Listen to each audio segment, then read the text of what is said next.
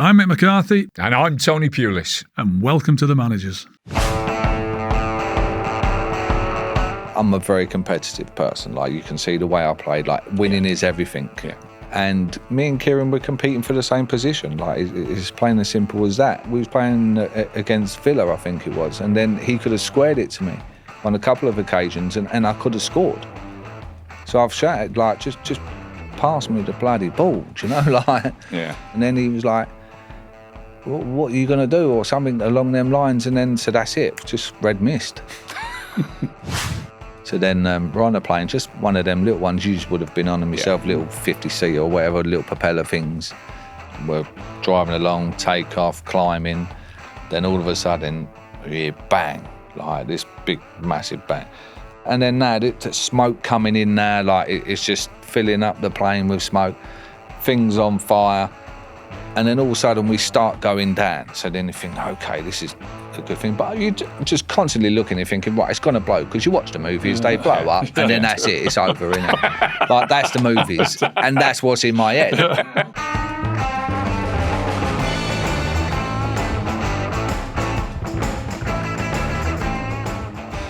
Our guest this week made his name as one of the Premier League's most effective box-to-box midfielders. After starting his playing career at Charlton Athletic, he went on to enjoy successful spells at Leeds, West Ham, Newcastle and Birmingham. After hanging up his boots in 2012, he eventually moved into coaching, taking on the managerial reins at former clubs, Charlton and Birmingham. It's our pleasure to welcome to the managers, Lee Bowyer. Lee, great to see you. Thanks for coming in, mate. Lee, you definitely would have played in one of my teams. No, and one of Mick's as well, I am.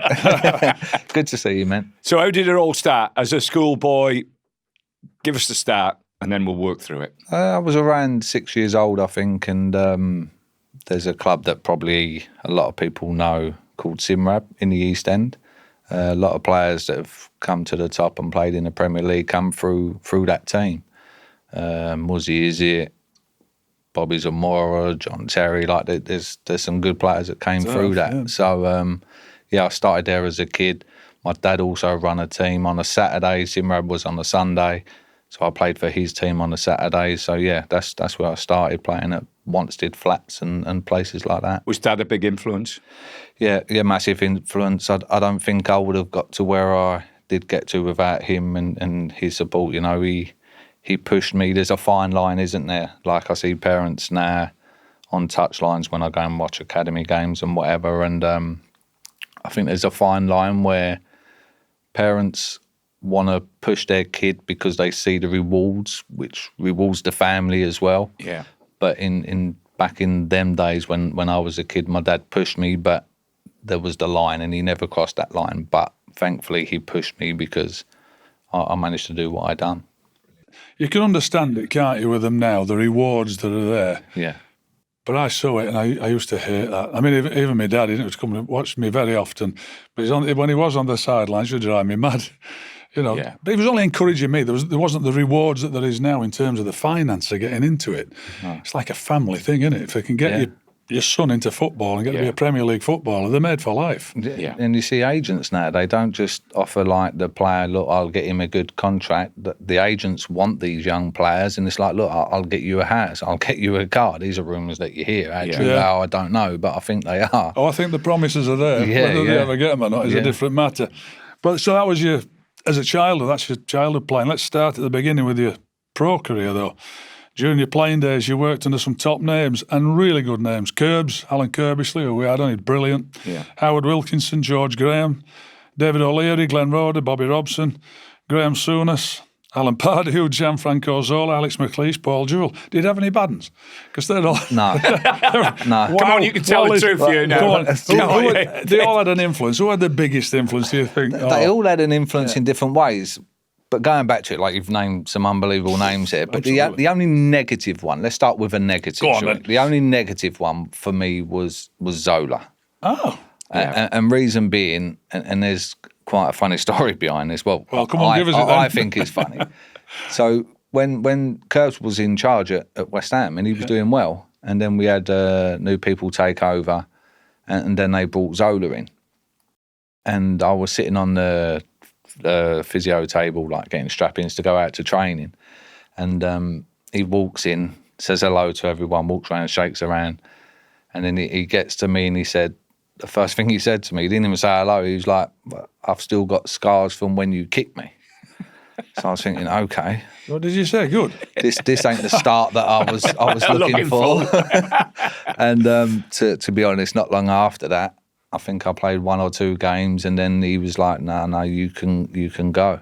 And I was like, okay, yeah. You still hold that against me.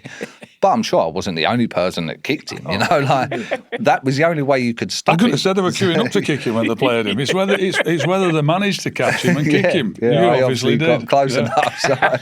But that was in the Leeds days when like we was a young side, physical side, and we was all very Active. competitive. Yeah. So that, and when we had a rivalry against Chelsea, like we didn't like them, they didn't like us. Not many teams liked us, so we, that's what it was. But it wasn't personal. Like it's not like I didn't like Zola, you know. He was a very nice man. I have to say that. Yeah, well, he is. Yeah, a very nice man. But he just didn't take to me, and I'm putting it down to that. So so that was the only negative. But apart from that, all the rest of the managers that I worked under, they was excellent. Like Curbs gave me my opportunity at 17 years old, you know.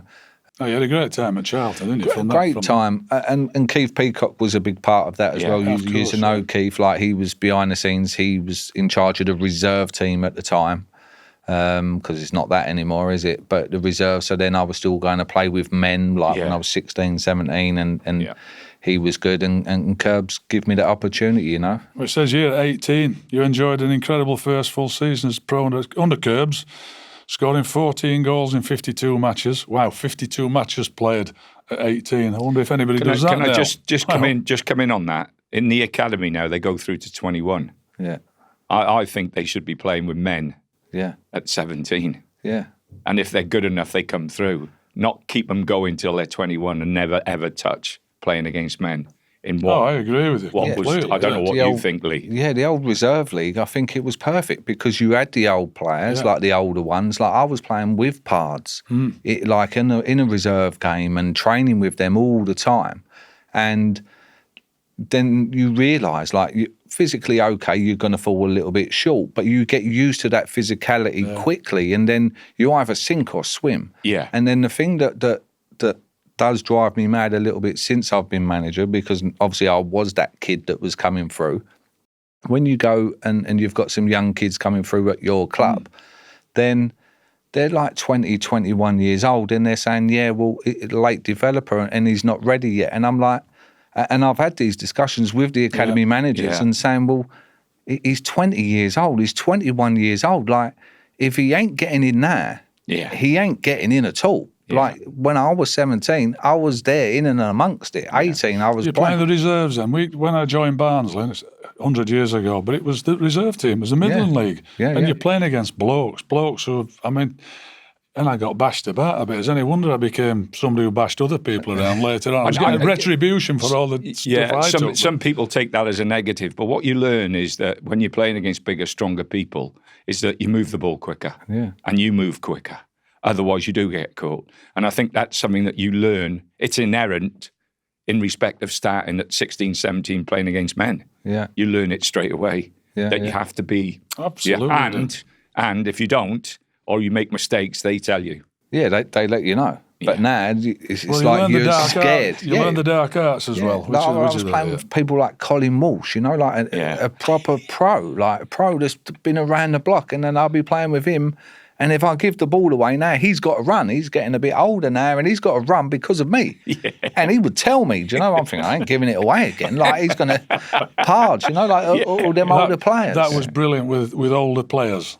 Yeah. You know, because they guided you through it, didn't they? Yeah, for sure. And guided you with a soft touch and a tough touch sometimes, however it was. Yeah. But you were better for it. Yeah. It made you ready. You took the information off your players generally more than you did off your manager. Your manager, it seems like criticism from your manager. Yeah. From other players, they're on the pitch with you. You respect them a bit more for that. And they guide you, you know, like they tell you the right from wrongs. And yes, verbally sometimes, but other times they'd put you on around your commonly, like da-da-da. Do you know, like they was the ones that influenced you and pushed you through them tough stages. So did you play in the football combination?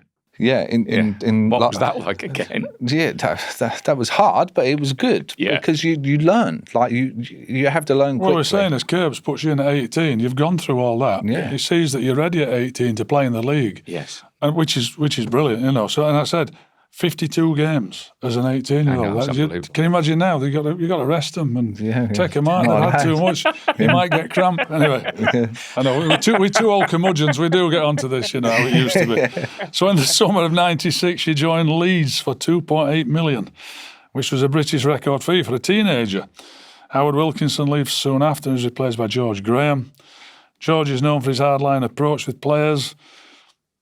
What was it really like? How tough was it? I mean, it must have been great, actually, because he was success everywhere, George, surely. Yeah, it was great. Like, to go there. So Howard signed you? Howard signed me. What was Howard like before we got to George? Howard's was very good, you know. I didn't have him for long. So I went to Leeds. I had an option of Leeds, Sheffield Wednesday and Coventry. And Leeds was... So he spent 2.8 on you and he got the sack then, was that it? 5 games.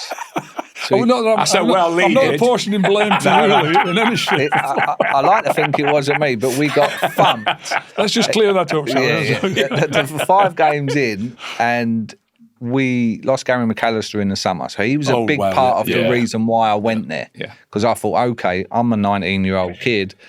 Gary McAllister is a top player. Like, I want to learn from him. And then he went to Coventry. So Coventry didn't get me, but then they went and got Gary. So then I was like, okay, bloody hell, I've lost Gary. But it's all right. We've got other players here. I can still learn. And I'm from Howard. But then we got 5 games in and we played Man United at home and we got thumped. But in that game, I got a detached retina. So I had a shot, defender there, block, hits me in the face, go down, open my eyes, can't see a thing.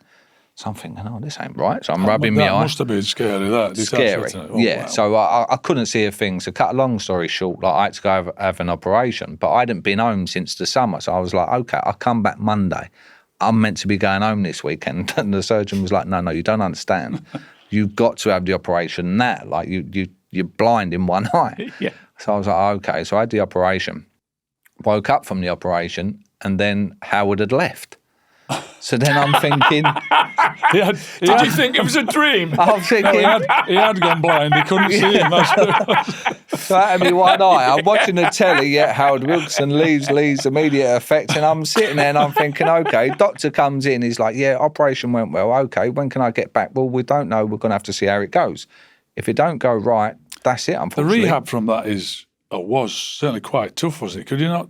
I had to just wear a patch. I couldn't do nothing physically with it. It just had to hope that it mended, healed and then itself. It healed itself. Like, even till today, I still see like a little black dot, like from a stitch, you know, like that obviously didn't go away properly. But so then I wake up and the doctor said, well, you might not play again. So I'm thinking, okay, so where am I now? I'm 19. I'm in an hospital bed with one eye.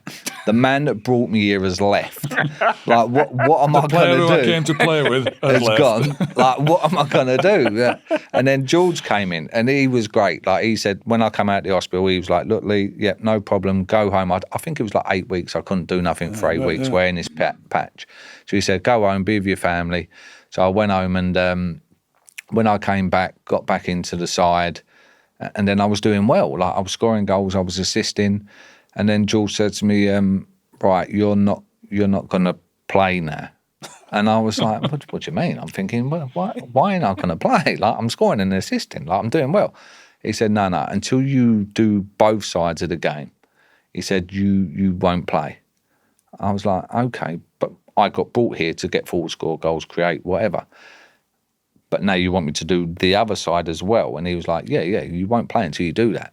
So, and George was tough. Like, everything was 1 against 1. We had 1 against 1s, 2 against 2s, 3 against 3s, like every day. Yeah. And he worked us like robots, you know, like we became robots. He was like, right, I'm playing against you today. Yeah.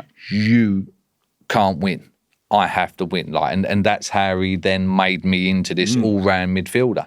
So then I come off the bench. We was losing against Derby like 2-1, 3-1 half-time, brings me off. Do well, scored a winning goal in injury time, thinking, you got to play me now.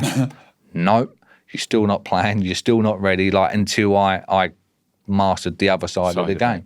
And then once I done that, then that was it. Okay, yeah, now you're ready. And then Did you ever take a bit of that into your management? yeah. So What were the other players like in respect of accepting what George wanted? he was making us successful. He got us into Europe. So like, and not with like loads of money to spend or anything Big like characters that. there? Yeah, he brought in Jimmy Floyd Hasselbank. Like, the man is never wrong. Yeah. He's never wrong. Like, he would have the ball, give it away, and he would blame you.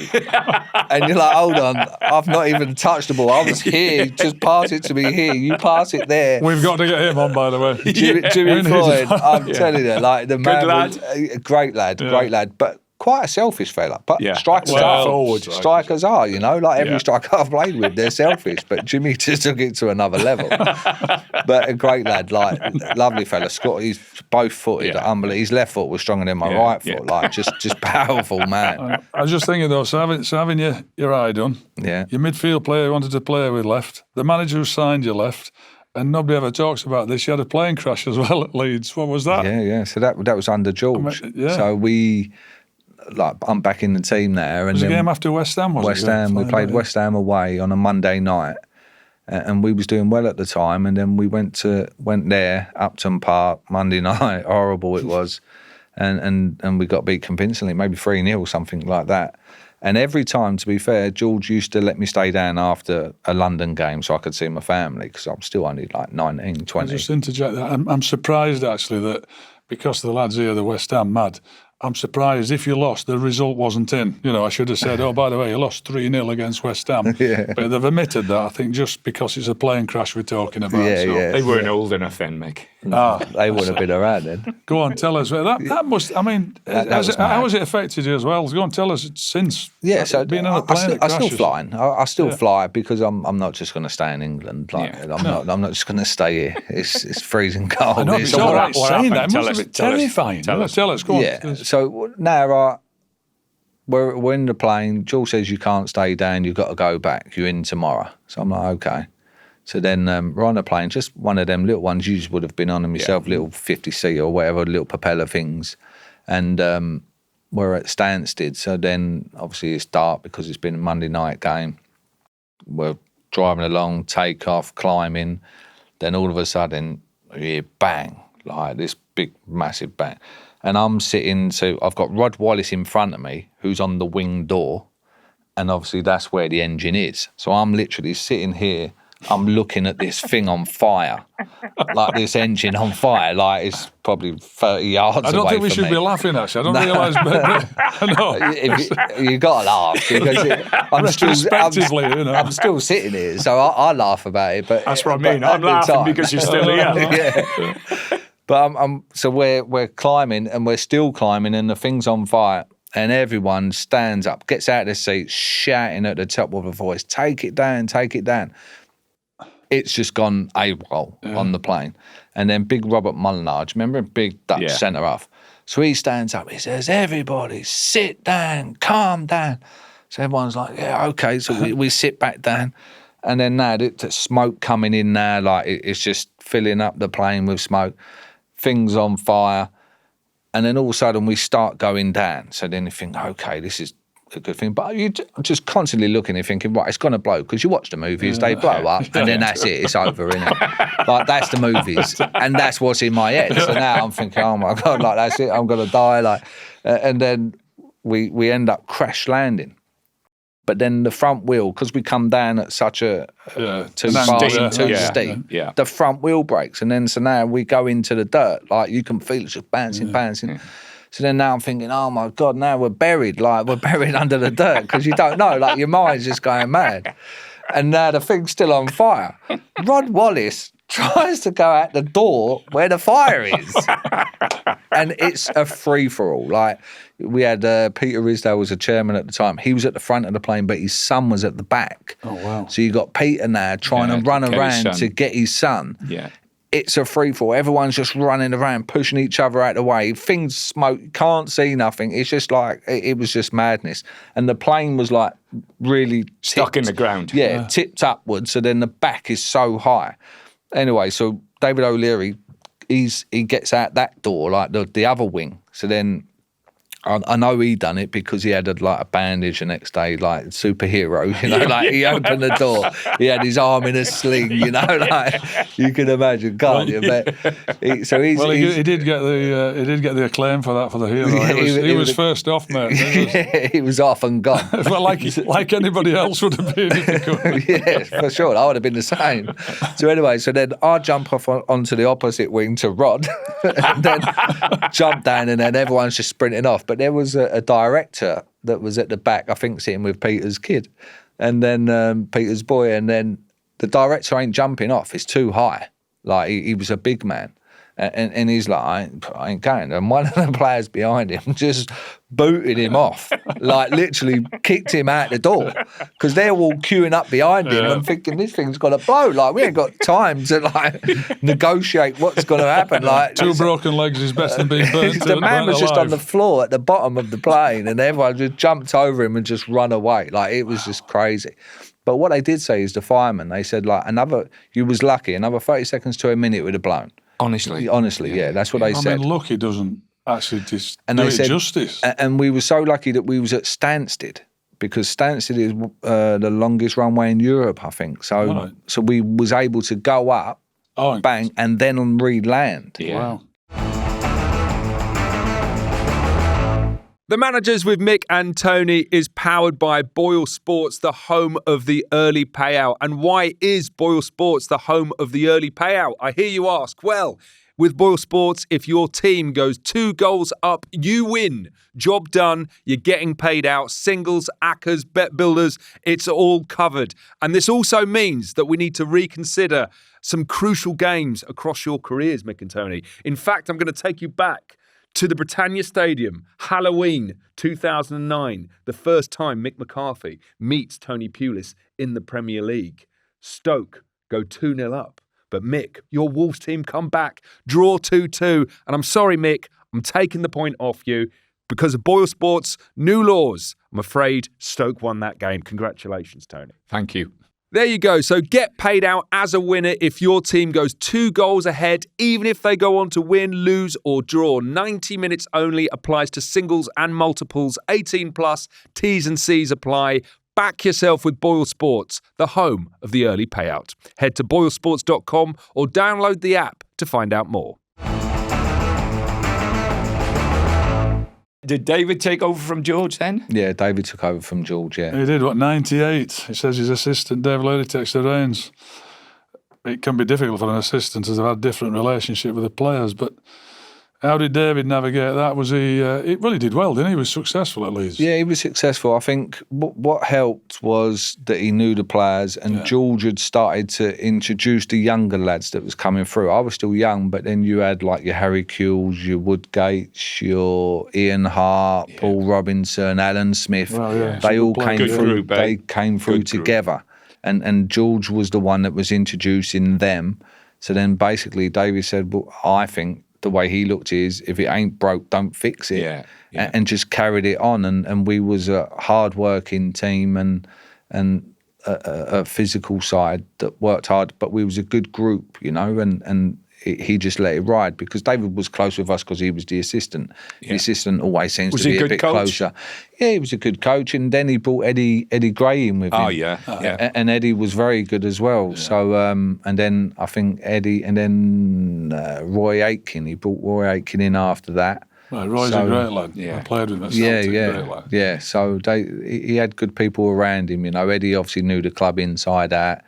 Eddie was great. Like, for someone like me, he would, if I played really well, say I'd played, scored a couple, he'd pull me aside on the Monday or the Wednesday after the Champions League or whatever, and then he would say, how do you think you done in the game? And I'd say, yeah, I thought I'd done well. I'd scored a goal, and he'd go, yeah, but you delivery, you hit the front man a couple of times, you shouldn't be doing that. See, that for me, that's what I think kids miss today. Yeah. There's not enough senior professionals within clubs to give that nod, or to pull them, or to give them, to give them the experience they've. That's on the back of a good performance. That's as well. Yeah. But the reason why he was doing that, and I look back at it now, and he was so clever in the way he done it. So he would tell me that to keep me Your feet on the ground. My feet on the ground and keep me at that level. Yeah. Okay, yeah, I've done well there, but I need to improve here. Yeah. But then I would have like an average game, you know, like don't really touch the And he'd ball or come and nothing tap you really on the goes. back. How do you think you done the weekend? Yeah. No, Ed, I don't think I was really in the game. And he'd say, no, do you know what you done though? You worked your socks off and you won us the ball. You stopped them doing this. You stopped them doing that. Brilliant. And then I'd be like, yeah, do you know what? So then he's picked me up. So now like he's like, so I'm at that level all the time. I did my full badge with Eddie. Yeah. I went in, I was doing my full badge with Eddie, and he, fair play, he stuck to his guns. He took umbrage about how they wanted you to do it. And this is now going back 30 odd years when I was on that course. It was a bit of a long ball game, and this is how you did it. And he wasn't having any of it, and he left. Yeah. He paddled his own canoe, as they Yeah, say, yeah, did it his own way. Yeah. And it's great to hear that he had such a good influence on you. Yeah. He was brilliant. I loved him. Yeah. Loved him as a player, Yeah. of course. Yeah. Being a Leeds fan, he was How big is fantastic. Leeds? Oh, it's massive, yeah. Especially, like, I don't know why. Always the evening games are always a better atmosphere. I don't know why, unless you're playing against like a Man U or like a local derby. But yeah, it's such a big club, and I'm glad they're back in the Premier League. Oh, I'll give Daniel a mention. I'm delighted that he's doing well. He's turned it around, hasn't he? And then like I've done a couple of things on other things, and then I say like I'm so pleased for him because he was getting stick in the summer. They got promotion, and then they were saying, right, he needs to go. Yeah. People were saying, No, I know. Yeah, that because he needs went to to, go. was it with With Norwich, Norwich. and came back down? But Yeah, if you twice. don't invest, you don't get the players. Yeah. I've been there. You don't get invested in. Yeah, They'll that's come it. back down. There's no question. No. And then I was thinking, no, like now you've given him the chance, and now he's turning it around. You know, like he's got a striker that's now hopefully stays fit and keeps scoring goals in Calvert-Lewin. And he's found a different way of playing. Okay, this suits the group that I've got. And now he's turned it around, yeah. So we've done Leeds, which I had to give him a mention, didn't we? Absolutely, a good mention. Fast forward to 2003, after a short spell at West Ham, you joined Newcastle and link up with the legendary Sir Bobby Robson. That must have been great, because I mean, I did a lot with Bobby Robson on his golf. That's his not. But he's just such a lovely fella. I mean, how good was it working with him? Yeah, it was great. It was great. When he first wanted me to go there, then I was like, look, I have to go. I have to go and play under Sir Bobby. Like, it's just unbelievable opportunity, you know. And we had a good squad.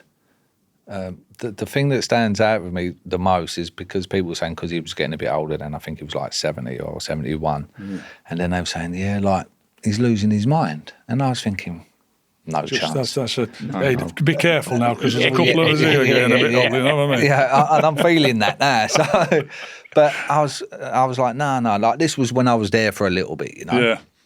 And then the thing that always stands out, and then this is what just tells me what he was like as a person. Like, we would be doing like a finishing session, and this is where he played with people's minds. So then we'd be doing finishing, and then I'd be shooting, and then say I missed a chance, he'd go, oh, unlucky, Alan.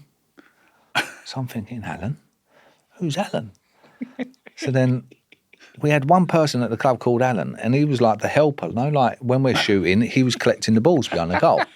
Or he'd collect the kit up after the training, you know, like the cones and all that. He'd go, oh, unlucky, Alan. And I'm thinking, he's got it wrong.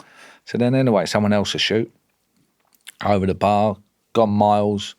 What's that ball, Lee? So he's now obviously talking to Alan. Yeah. So I'm thinking, he's winding me up, isn't he? He like to have a shot. Yeah, good finish, Alan, good finish. And I'm thinking he's winding me up. So anyway, cut a long story short, at the end of the session, he goes, yeah, well done, Alan. Gives me a little wink to say, like, I've been winding you up this whole time, you know. Like, but he was so good. He's the only manager that I would walk in and then you get dropped and you come out feeling better than when you walked in there. Yeah. He made you feel so good, like, no, I'm resting you, like, you need a rest. And you're thinking, oh, yeah. Like, he actually persuaded me that I needed a rest. I have to say, I never learned that skill, did you, as a manager, that when they came to see you, they felt better? No, I never had that at all. No, because I've done it a different way. So I do it. I can't do it his way. It's impossible to do it. But I've taken on a role as in, like, just be honest.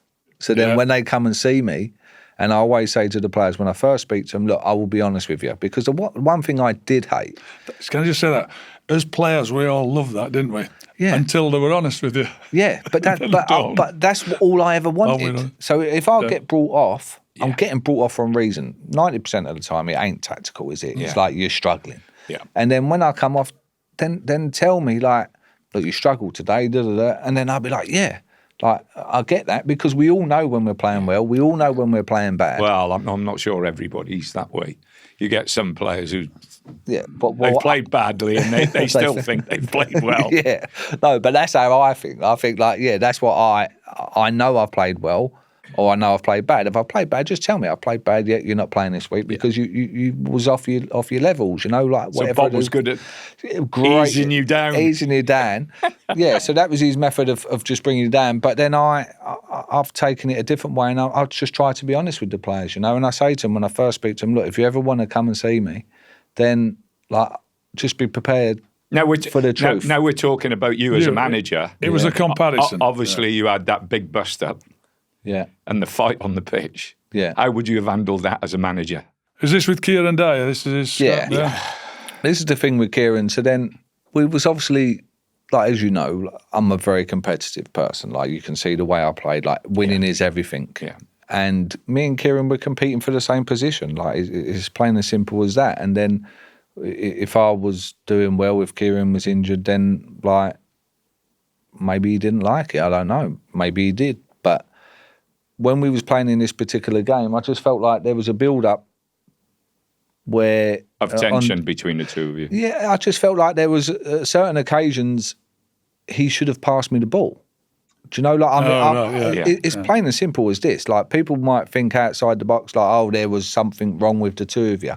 There was no problem with the two of us. We're competing for the same position. It's plain and simple. So then... I was in good positions, like that we was playing against Villa, I think it was, and then he could have squared it to me on a couple of occasions, and I could have scored, but he didn't. Then he would take someone else on, or try and take someone else on, and lose the ball, and then now we're towards the end of the game. This has happened throughout the game, and then we're towards the end of the game, and we're losing. It might have been 3-0. Like we got thumped by Villa, and that shouldn't have been the case, and. Then he should have passed me the ball, didn't. So I've shouted, like, just pass me the bloody ball, do you know, like. Yeah. And who you talking to, do you know, like, it's just plain and simple. And I'm like, I'm talking to you, like, just pass me the ball. And then he was like, what are you going to do, or something along them lines. And then, so that's it, just red mist. It's like, it's just red mist. And then we walked over to each other, and then... come to head, he grabbed my head, pushed it down, so I'm thinking, he's going to hit me. So then I swing, and then it just erupts from there. Off. But... Who was manager then? So Graeme Souness was manager then. So how did Graeme deal with that? Graeme just obviously went mad after the game, no more than Shearer. Shearer was the worst one. He was the one that was like, what are you two doing? Because Al looked beyond that. Do you know, like, he looked at, now we're going to lose you for the semi-final in the FA Cup when we were playing Man United. So, but as soon as, like, you idiots, like, what are you doing? You're meant to be teammates, like, things along them lines. But Al took it to another level, and then, it wasn't good. But even when we was getting dragged off the pitch, like, we was both in the red, but it just got kept separate. But then straight away, once you then calm down and you realise, you're like, what's just happened?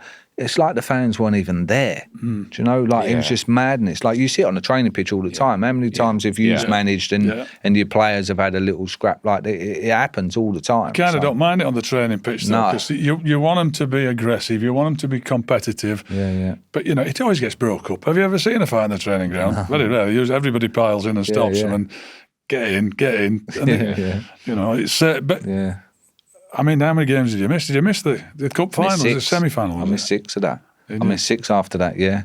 How would you have dealt with it if it had been what would you have done if... we're now on the managers' podcast, not the players.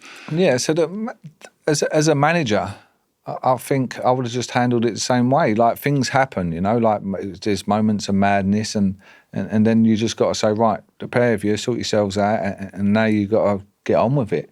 Yes, you've let us down, because now I missed 6 games, I think. Kieron might have missed 3. I got fined 6 weeks' wages. Kieron got fined none. So there was, because I then threw the first punch, Graeme said to me, look, Lee, he said, if you can help us out here, it's on telly that you've thrown the first punch. We might be able to get Kieron off of this for the FA Cup semi-final. So you were the sacrificial lamb. So I was a sacrificial. So then I ended up saying, okay, look, yeah, I can't deny that. Yeah. It's on the telly. I'll try and do the right thing and let Kieron get back into the team. But obviously the FA, whoever dealt with it, said no. So then, yeah. But because then I came out and said it was my fault, I then got 6-week fine and Kieron got nothing. And then I'm like, hold on, but there was the 2 of us. It was the 2 of us. The fight generally starts because there's 2 of you at it. It isn't just one, that's for sure. But basically, I got hung out to dry a little bit. I have to be honest. And what was your relationship with Kieron like after that? Fine. Yeah. Like, I was literally meant to play paddle with Kieron a couple of weeks ago. We've got the same account, and then... Oh, you've got to clock him if you can, mate. I mean, seriously, you know. We need to play on the same team, because if he's on the opposite team, we'll be whacking balls at each other, I'm sure. Let's talk about your managerial career, though. Let's get off that one. So, first of all, you did you have designs on doing it? Did it just happen for you? Were you planning it? Yeah, so I had no intention, though, because when I was playing, I loved training. I loved being around the dressing room, the scoring of goals, the atmospheres. You know, like, I loved all of that. I hated travelling. Didn't really like the press side of it, as you could imagine. Yeah. So I thought, yeah, this ain't going to be for me. Like, I don't see where this fits in with the person I am. I love that honesty about it, though, because we've all done it, so we're all going to do it. Not many of us, of the managers, will say, well, yeah, I love that, I hated that, that was a shot, didn't like travel, oh, but I love that. And that is the truth of it, isn't it? You know, we all, you take it as a whole, but there are certain aspects of it that I know. You don't like. Yeah. Like, where's the reward, you know? Like, that was my thing. Where's my reward going to be from this? Because I'm not training. Yeah. I'm literally standing there. I'm not scoring. I'm not getting that atmosphere. No, like the people singing your name. I'm not getting that. Like, that's what I loved about the game. The competitive side, being on the pitch, you know, like me against you, like who's going to win this individual drill. I just couldn't see where it come from. So what brought you into it? So Harry Kewell, I was on holiday, and Harry Kewell, we was talking about him earlier, at Watford. So he said, Lee, I'm at Watford under 21s. He said, it's just me here and a goalie coach. I've got no help. Would you come and help me? And I was living in Essex at the time, so it was like an hour's journey to Watford's training ground. So I said to Harry, yeah, like, okay, I'll come and help you. Like, he's my friend, you know, like, I wasn't getting paid or anything, and I just went in to help my friend. But it was like, okay, I'm going to kill 2 birds with 1 stone here. I'm going to help my friend, and I'm going to see if I actually like this and if it can work for me. You. Yeah. So I went in there and I helped him out. I think I was there maybe 8 weeks, something like that. And then I was doing individual stuff. Now, like with strikers and things like that. Harry was obviously doing all the technical side of it because he was the manager, but I was doing like training with the players' individual stuff. Did you enjoy it instantly? So then all of a sudden I'm doing this stuff with this striker, and then like he's lashing balls all over the place, and I'm thinking, what? You called him Alan. He's lashing him. Alan, go get that ball, yeah? So I said to him, you think you were confused when you got called Alan? Alan, my name's John. So he's so I just like things that you learn as a player from the coaches that I was lucky enough to play under with the top strikers. Like the list of strikers that I played with is unbelievable. Like I was so fortunate, and I learned a lot. And then I was just saying to him, like, look, stop just blasting everything. You're blasting everything. You're not in no control. You're 16 yards out, 18 yards out. Just pass it in the corner. Yeah. And then he started doing this lad, and then all of a sudden he couldn't score for Watford before that. Then all of a sudden he started scoring goals. And then his mum come up to me after one of the games and said, "Lee, can I just say thank you?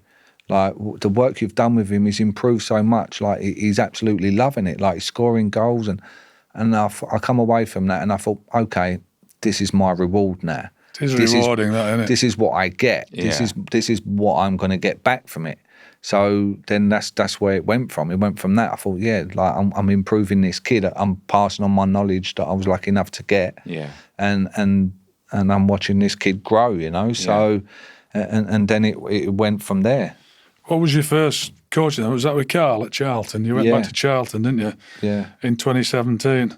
Yeah. How was that? I went with Carl, and again, that was just like it was meant to be a part-time. Do you know Carl personally? No. Yes, I do. I Do you know him. Carl? Yeah. So Carl is like 100 mile an hour, you know, like he's a very good coach. I think he worked under Big Sam, I think, at Blackburn. That's where I've got he to know started. him through management and seeing him. And Yeah. So Carl took me in, but like on a part-time thing, to work with the midfielders, because his midfielders weren't getting forward scoring goals. So then I started to work with them. And then it was meant to be like, say, 2 days a week. Ali, come in 2 days a week. Okay, yeah, no problem. So you ended up doing 5. Yeah. So then it got to 5. Then it was travel away games. Then it was, and I was like, bloody hell, Cole, like, what's going on? He worked it out a bit later, Mick. Yeah. So he brought me in, and then I'm there full time without doing anything really. Like I'm just there every day working like as if I'm a full-time coach. You must have loved that. I loved it because it was back at Charlton as well. Yeah. So then I'm seeing the groundsman, you know, like everyone from when I was a kid. Brilliant. So I really enjoyed it. But then his assistant, Richie Barker. So his assistant was Richie Barker. Yeah. And then Cole said, "Oh, my assistant's leaving me next, like in the summer." And I said, "Well," he said, like, "I've got to find an assistant." I said, "Well, I think I could do that. I've been here every day." Yeah. Did he not think of that? No, well, I don't know if he was just testing to see if I'd be interested. So he said... he was working the money situation. Yeah, we haven't got a lot of money. That would have come next. Yeah. So then he said, "Yeah, but you've got to like watch the other team and break it down." And I said, "Well, Carl, if I can't do that, mate, we're in trouble, aren't we? Like, I've played a long time. Like, I know if a team like their strengths and their weaknesses, like," and he was okay, we'll test it for the last 3 games of the season. So then I had to do Richie's work in the last 3. Look, present this to Cole. Look, this is their strengths, that's their weaknesses, and we done well. So by the way, I love that though. You've only got in for 2 days a week. You end up doing 5 days a week, and he's testing you for the last 3 games whether he wants you to be his assistant or not. Yeah. It was just a bluff, mate. That was Cole though. Like he just take a bit, you know. So then now next season I'm his assistant, and obviously as an assistant you have to be careful, don't you? Because you can't overstep the line that he's in charge, and all you can do is try to put faults into their heads. Well, you're supporting the gaffer. Yeah. And anything that you think that he might need a bit of help with, or he's not quite got it on the right, you do it away from that. You do that with a cup of tea afterwards. We've talked about. Yeah, you never cut across the manager in front of the players. No. I'm talking about that's the big thing, I think. Yeah. What managers want. They want an assistant who's going to be really honest Yeah, and really forthright, Yeah. but in the right circumstances. Yeah. And being around the players, you can't. No. The manager You're in the back respect. step until you're called forward. Yeah. Like that's the way it is. But he would like play one up top, you know, always play one up top, and he had his way, and his teams played nice football. But then when you're losing, and then like his last 5 minutes, last 10 minutes, be like, he said, "Oh, what do you reckon? And be like, "Yeah, I think Chuck can have a striker on. Like, we need to get a goal. Like, we need to try and nick a point or go on and win the game." He'd take your striker off and put a new striker on. It's like, okay, like I don't know if it's just to prove a point I'm in charge or what. So you're having a great influence on him anyway. Yeah. So I was trying to put my opinion across, you know, like he asked me my opinion. This is just on the sideline, no one else is around. So yeah, but that was Cole. Like he had his way of playing, and to be fair, his team's played good football. Well, He's done well. 2018, he leaves, Carl. Yeah. And you get the hot seat. Yeah, that must have been brilliant, wasn't it? Having played there, and it was. How it all just come around was just mad though, because Richard Murray, Richard Murray. So he was like behind the scenes, or I don't know, chairman or something at the time, and he said to Cole, "Look, we've got these Australians that are coming in to buy the club." Obviously, Roland, he was trying to sell the club. So they said to Cole, that was a topsy-turvy period for Charlton when you took the job on it. I mean, it's hard enough managing the players, managing the club, managing the fight, all that they do. You don't want buying and selling of the club and different owners. But I never thought I was going to be in that situation, because they literally said to Cole, Richard Murray said to Cole, look, the Australians are coming in, they're taking over, they're bringing their own people in. So basically, you're gone. All right, yeah. So then that's why then Oxford then was interested in Cole. So then Cole went to Oxford. Yeah. So then there was 10 games left of the season. And then Richard Murray said to me, look, can you take the next 3 games? Australians are coming in, they're bringing in their own people, but can you take the 3 games? I said, yeah, no problem. Take the 3 games, we win 3. So then they say, okay, can you take it to the end of the season? And like we was in 12th or something like that, this at the time. Yeah. So then I was like, okay, yeah, no problem. So then I take it. Now we get into the playoffs. We sneak into the playoffs with 1 game to spare. So then I snuck in there. We had 10 games. So then we got beat by Shrewsbury over the 2 legs. So then in the summer, the Australians still haven't taken over. So then I said to him, like, what do you want me to do? And he said, look, take pre-season. This is going to happen. So I was like, okay. So then now I take pre-season. So then now there's a similar pattern here, isn't there? Like, so then it's a bit like Cole, like it's just coming for 2 days. Yeah. So then I take the pre-season. Now we're starting to get ready for the start of the season. And I'm like, look, we've got hardly any players, because obviously players have left. The contracts have run out, loan players, whatever. So he was like, okay, right, you've got X amount of money to spend on each player, but you have to run it by me. And then he had someone in Belgium that done this analysis stuff. And so then it was me and Steve Gallen working together. And then he said, right, if they haven't taken over before the end of the window in August, then that's it, you get the job full time. So then I had to take games, but we went to, our first game of the season was Sunderland away. We had hardly any players. It was stadium alike, it was hard. But then we managed to put a side together with just frees and loans. Like, he didn't give us no money to spend. Yeah. Isn't it amazing, though, that how sometimes when you've got that, it's like the band of brothers that you're doing. Everybody knows that you're struggling. The players know you're struggling. Yeah. And everybody seems to be trying. Yeah. I just think incredibly hard to try and make it work for you. One point there, which is why we have managers on, the supporters wouldn't know this. No. The support, what you're saying now is fantastic. And I bet there's millions of, hundreds of thousands of Charlton supporters out there thinking, we didn't realise this was happening. Yeah. Even pre-season, like I think he gave us, it was 25 grand kind of pre-season trip. And then that was a night out. What night out was that then? Where'd you take a Margate? But we ended up going to Portugal, and we stayed in a hotel that wasn't great, but it was in a nice part of Portugal. So the pitch wasn't great. We didn't play a match or nothing out there, but it was just pure fitness, no like hot warm weather, and it brought the players together. And we managed to, when we came back from there, we put a good squad together. I called in some favours at clubs that I'd played, like West Ham, and I had a good relationship with the people at Arsenal, and we managed to put a decent squad together. It wasn't a big squad, but we had some good players, you know. Yeah. And we managed to get promotion. If you can galvanise them through that, because you can as well with trips away and the lads come in, and yet they're enjoying the training, they're enjoying the crack with the mates. Yeah. You just need a result, don't you? You need to get some results, momentum to get you going. Yeah. And if you do, it's amazing what you can do with that small squad of players, and players that other people have thought, maybe not. But that's down to the manager.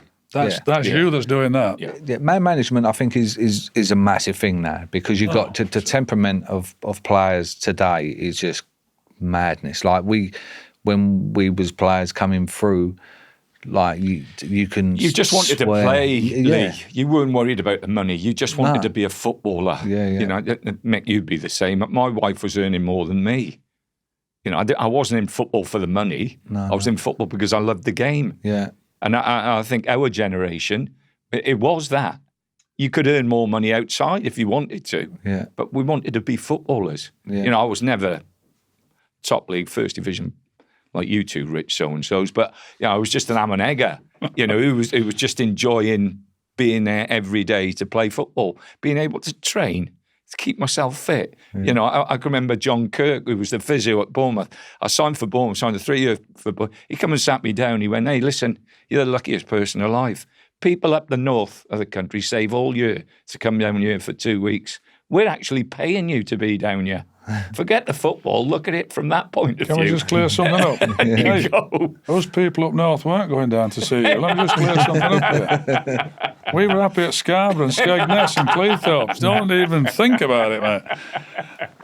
But it was different because you were never going to earn that kind of money, so that was going to make you wealthy for life. Whereas now, it is. So there's a big difference.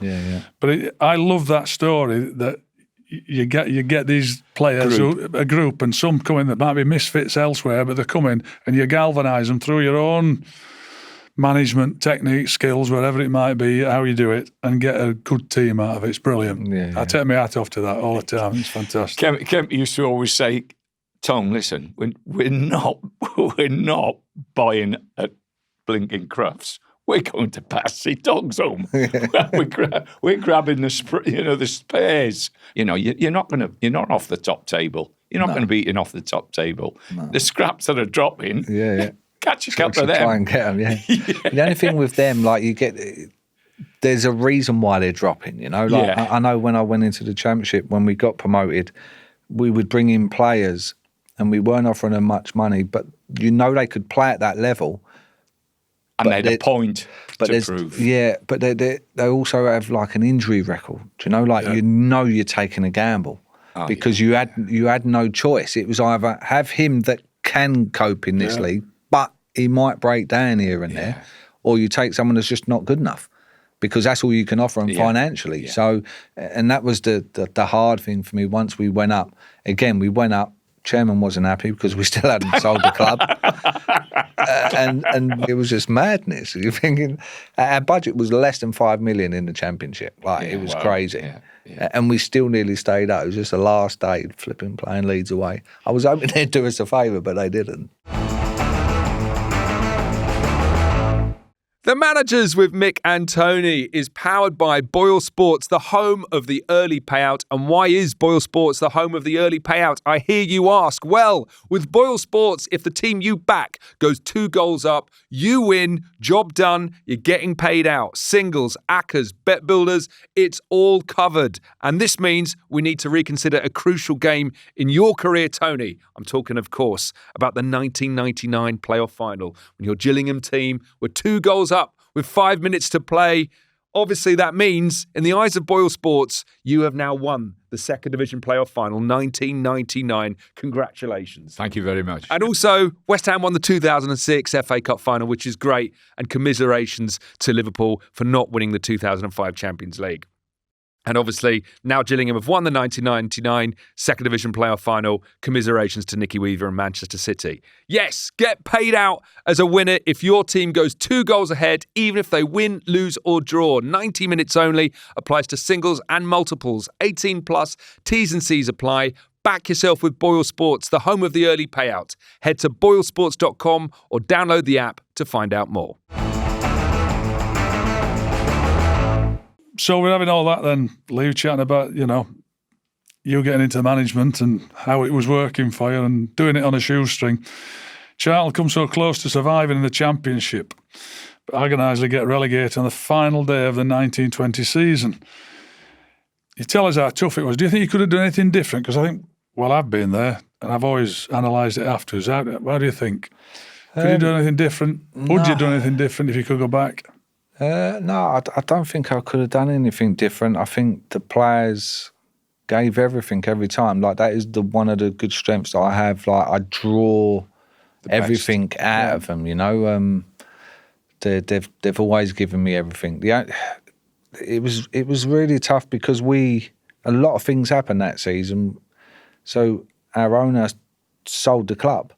Eventually sold the club. We then lost Conor Gallagher because he had a good start to the season, scored 6 for us at the start of the season up until January, and then Swansea come and took him because they could pay more money than what we could. He was a massive loss to us, and then COVID come. And then we was really in a bad place because we didn't have no finances. So it became really hard. And then so then the season overrun, and then I think 3 players that was out of contract that then said they're not going to play because of the season was finished. One of them your striker? Yeah, so my striker, Lyle, he was a massive player for us. He was our goal scorer. He was the one that single-handedly got us promoted. Scored 25 and 11 assists that season in League One. How did you manage that? Because the player refusing to play, you know, I think Tony and I would both be growling at him and thinking, you know, because we want to do as well as we can. Yeah. Me looking back on it, I'm thinking, well, if I was I remember at the time, if I'm a player and I'm getting, where did he go to? He got a good move to Nottingham Forest. A really good move. And if you're going to be maybe quadruple, more than that of your wages, and you know it's going to come, with 10 games to go, I'm putting myself in issues, would I have said, no, I'm not going to play? It seems like the sensible option because, you know, you can't be, you've got a big 3-year contract, you might be made for life. Yeah. Get injured at Charlton on 3 games to go. 3 games to go, was it? Yeah. You know, I wondered how I would have managed that. Would I have any sympathy, empathy for him? Could I have seen that? I don't know. I doubt it. I'm a lot older now, and I think, look back, at the time I wouldn't have had. How were you? Yeah, so it was a difficult situation because there was him and 2 others. One was a centre half, and they said, look, our contract runs out in July. Yeah. Obviously, the season went on beyond that, and there's 3 games to go. And then they said, look, we're not going to play. And I was like, well, what do you mean? There's only 3 games. Like, we need you to play in them 3 games. And their answer was, especially the striker, because he was the one that was now going to change his life. Yeah. He's come from Wimbledon earning next to nothing, come to us earning next to nothing. And done well. And done well for us, give us everything, you know, like we would not have been in the situation we was without him. So then the 3 games to go, then he said, look, I can't take the risk. And I said, come on, like, look, we've done this together, let's finish it together, like, leave on a high. Yeah. And he said, I've got too much to lose, like, I'm going from this to that. Yeah. Like, this is going to make me secure for the rest of my life.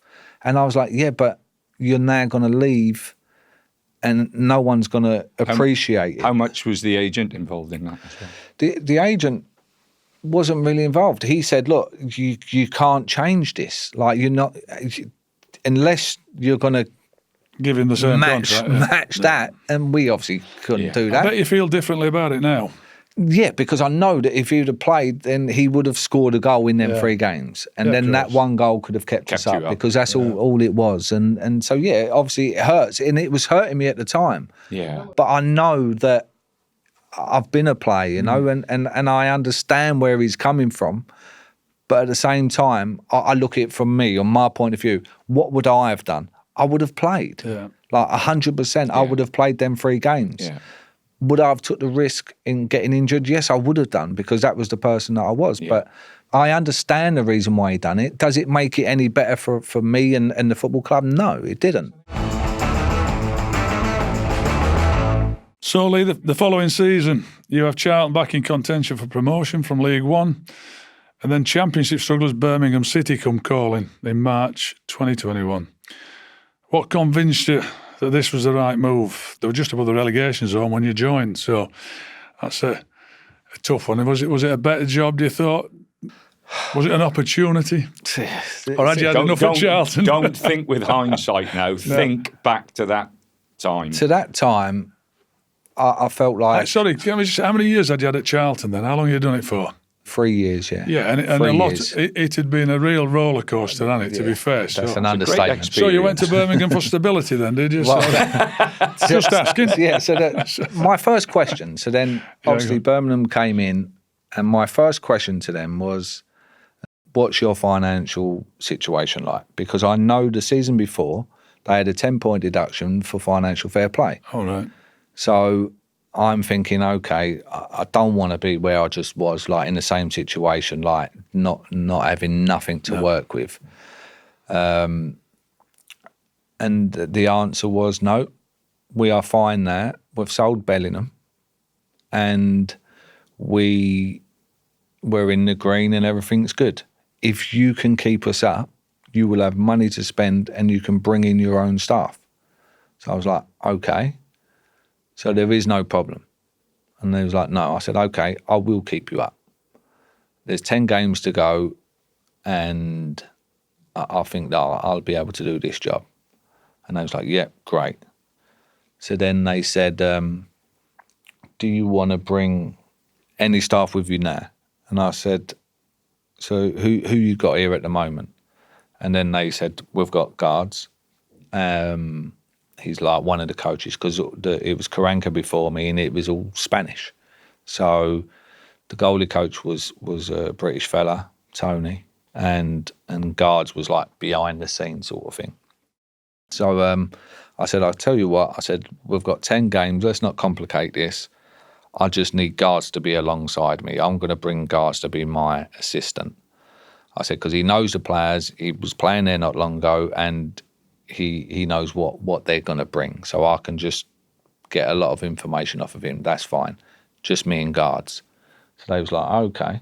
They were thrilled with that, weren't they? And in the summer, Yeah. then I'll bring my own people in. So then they was like, yeah, no problem. So then I've got like a day of working with them. Then we played Reading at home. We beat them, I think, 1-0. Reading were like in and around the playoffs. Mightn't have been in the playoffs at the time. They was a good side. They had that Elise age, they was a good side. Yeah. And we nicked it 1-0. And then, cut a long story short, I won 5, drew 2, lost 1 in the first 8 games. And the one we lost was against Watford. I think they might even have gone up. Again, they was in the playoffs. I think out of them 10 games, 6 or 8 of them were in the top 10. Yeah. So it was tough. Tough, yeah. And Rotherham, who was below us, had 4 games in hand. And we was like 3 points in front of them.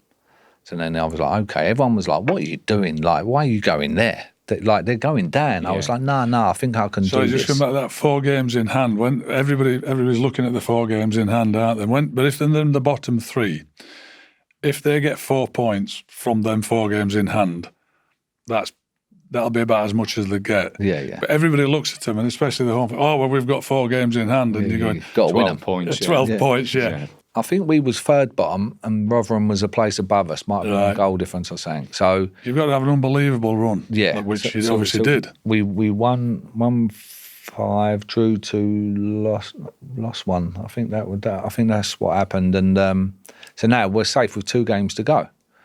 And so then the season finishes. My missus got ill in the last game. I couldn't do the last game. So then we come to the summer, and then they're like, right, we've got a problem. So I was like, okay. This was the owner, and he said to me, he said, we've got financial problem. I said, no, you told me there is no problem. Yeah. And then he said, no, you have to get rid of players to bring players in. I was thinking, here we go, I'm back there again. I'm back to that scenario. And then it's like, yeah, but the players you're bringing in, they have to be on this amount of money. Yeah. So now we're coming down. Yeah. And we've got to get rid of this player, this player, this player, this player. So now, when I arrived, I had 24 senior players. A bit of a pick and mix. I had some British players, like strong, physical, and then I had a load of Spanish players and foreign players. Karanka had brought them in, but they could play. Do you know, so the last game that kept us up, that before, like the 7th game, 8th game, the 8th game, we played Derby away, and then we just tried to battle them, like physical against Derby. And then that weren't really working half time. We was losing half time 1-0. So then I thought, okay, like these boys can play. Let's go this way. We can outplay these now. Yeah. Put all the footballers on, and then we battered them. We won 2-1, and then that kept us up. So I had a nice pick and mix. But then we lost. I lost all of them footballers, them ones that can play, And then my squad went from 24 senior to 18 senior. And then it was like, right, now you've got to use Bellingham, 16-year-old, Jordan James, who's doing well now, Yeah. 17-year-old, another lad 17-year-old, and another lad 17-year-old. So now I've got 4 17-year-olds, 1 16, 3 17-year-olds, and then 18 seniors. And then once you pick up a couple of injuries here and there, all of a sudden, like you're in trouble. Especially in the Championship. We went into games. I think we had 3 centre halves, 4 centre halves. 3 of them got injured, and then I went into games with no centre halves. I had to play my 2 fullback centre halves. Yeah. What do you expect? Like I can't. My hands are tied behind my back. You ain't giving me nothing. You've got rid of a load. So yeah, it was tough. But again, I kept them up. You've done well with little to offer you to really go beyond a certain level, if you like. Yeah. Do you feel you've been given a real crack at it? Do you wish you'd been given another opportunity with the same clubs, but just with more money? Yeah, but if you look at the 2 clubs now, success. The 2 clubs that I've been at, if you look at Charlton now, they're run by proper people that care. Yeah, like the chairman, I've met him on a couple of occasions. Really good man, Charlton man. Yeah, and they've got financial backing. Yeah, like you see what they've just brought in Dykes in the window, like a proper Championship striker. Like we never had none of that. Yeah, the only money I spent at Charlton was 200 grand, and that was when we got promoted. And that was on a lad called Macaulay Bron. We brought him from non-league, from Orient. And then the next season, we sold him for 2 million to QPR because he'd done all right for us in the Championship, scored 11 goals. But he just gone down since then. But yeah, that was it. At and Birmingham Birmingham. Look at Birmingham now. Yeah. Like, it's chalk and cheese, isn't it? So yeah, but I think it's made me a better manager and more adaptable because you have to adapt. Hi, Tony, everybody. My predictions for this week, I've got Arsenal to beat Manchester United. Despite Manchester United's great performance against Man City and that great win, I wonder if they'll do it again, back to back. Arsenal, I don't think they performed great against Nottingham Forest, but I'm going to give Daichi and Forest the reward that they deserve for that because they played very well. But I've got Arsenal to beat Manchester United if Arsenal play as well as they can at home. Millwall to beat Charlton. Millwall got a good record against Charlton. They're unbeaten in the last 5, won 3, drawn 2. Charlton, they won the last game, they beat Sheffield United. But Sheffield United had 2 players sent off, and they've been struggling. So Millwall, my old club, I hope they can get a win and stay in the top 6. Hull to beat Swansea. Hull are 5th. They've been going well. Swansea, they've lost last 6 away games. Seem to do well at home, but struggle away. So if they're going up to Hull and they're going well, I'm taking Hull to win that one. And then I've got Salford versus Bristol Rovers. Salford 4th. They've last 7, they've won 5 and drawn 2. Bristol Rovers, last 7, won 1, lost 5. Last 8, won 1, lost 5, drawn 2. So a long trip up to Salford for Bristol, and I'm taking Salford to win that one. There are my predictions for this week. And £10 returns £104 and 47 pence, including the Acca Boost from BOYLE Sports. Good luck, everybody.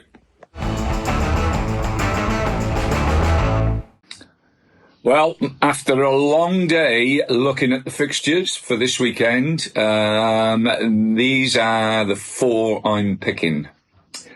I'm picking Man City to beat Wolves at home. City had a poor result. I know they're in Europe this week, and that'll be a tough game. They've got 1 or 2 injuries. But I think they'll be really, really wound up to do well against Wolves. Wolves have done smashing over the past couple of weeks. Rob seems to have got a system that suits the players, and without doubt the improvement is enormous. But I'll still go for Man City. Then I go for one of my old clubs, Borough. We've had a fantastic start and are hoping to finish this year in the top 2. I've watched them 2 or 3 times. I think they've got great balance in the team. They play football quickly through the pitch, which I enjoy. And I think they'll just have too much for Preston. Although Preston are a very, very organised, hard-working team, and it'll be tough for Borough, but I just fancy them to get over the line. The next team I'd pick again is an ex-club, Bristol City. They play Sheffield Wednesday, who are struggling, obviously, with everything that's going on behind the scenes. And the sooner that's sorted out, the better it is for that club, because it's an enormous club. But I fancy City to win that game. And my last shout, I'm going up north. Danny Roll has just done an unbelievable job at Rangers. They play Dundee. They're at home at Ibrox, and I expect them to beat Dundee and actually to run, really close for the title with obviously Hearts and Celtic. So they're my 4 picks this week. £10 returns, £30, 33p, including the Acca Boost from BOYLE Sports. How do you see the game now, Lee? You've been outside the game for a while. How do you see it? Playing-wise, coaching-wise? How do you see it? How has it evolved through the period from you finishing as a player to now being outside of it for a bit? I see the game a lot now, as in, especially watching it, it's more like international football. It's like you have it, we have it. Some teams press high, but a lot of teams, especially not the top teams, they sit back and get in a low block. Yeah. And that's what, from whenever I've watched international football, that's what a lot of teams do. You'll know more than anyone, Mick. Like you get into a low block, but you've got to have the players that pace is a massive thing in the game now. That's the way the game's gone. Especially in a low block, because you'll never get up the pitch otherwise. No. And that's why Nuno done so well at Forest, and then he ain't got them tools at West Ham at the moment to do what he wants to do. Coaching-wise? So coaches, I just see that everyone's obsessed with this tippy-tappy football and suicidal football at times. Like, it's just mad to watch. Like, don't get me wrong, my teams, if you watch my teams play when I was managing, they all tried to play, even the team Munster at, like they was non-league players, and I still had them trying to play. Not suicidal football, but play. Like when it's right to play, play you in the play. right areas, the right time. Like I'm not saying you go back to front. I'm not saying you have to play from the goalkeeper, but when it's on, play to your strengths. Yeah, play to your strengths, and that's what I done with Charlton, and we was a good team to watch. That's why the fans loved it, and they came back to watch again because our side was a good team to watch, but. There's some I'm watching, I'm thinking, what's going on? Like the worst, and I've heard someone say this on the radio, and it made so much sense to me, and it made me chuckle. Dean Saunders, he said, the worst player on the pitch is your goalkeeper. That's why he's in goal. Why is he the one that has to that's starting playing from the back now? Like, it's mad. Now the defender's passing it to the goalkeeper. It's not even goalkeeper to defender now. It's gone the other way. It's gone defender to goalkeeper. He's the worst player on the pitch. That's it. And just last point, what about the coaching side of it, the management side? What difference do you see now in respect of where we had real control, Mick, didn't we, of what happened on the football side, whereas today there's so many people in between you who's in charge of that team and the owners.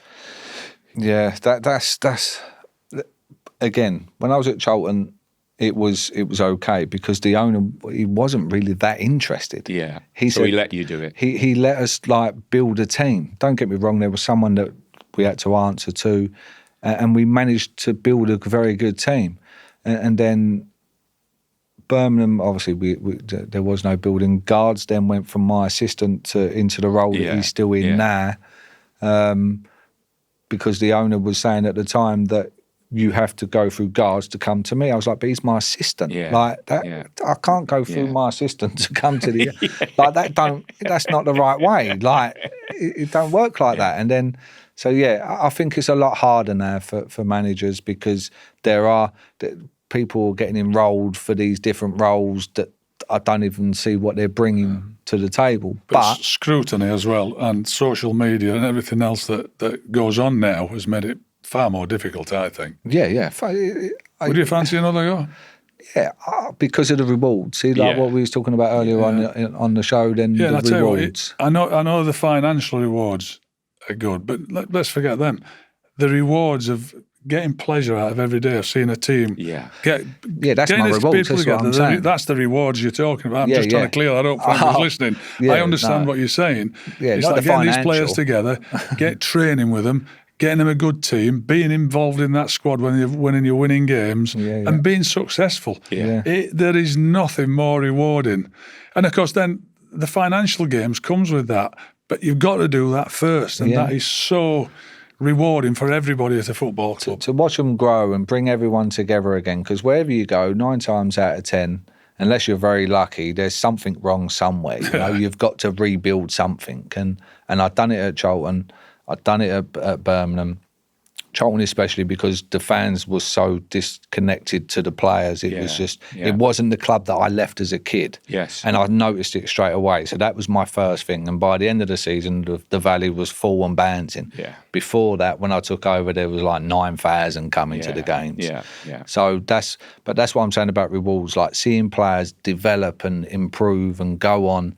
I think 8, 9, 10 players that I've worked with in League One, Championship, they've gone on to play in the Premier League. Like I'm watching them from a distance now, and it's like this is great. It's great, isn't it? It's rewarding. When it's so rewarding. Players who you've coached and managed go on to have good careers. Well, I love it.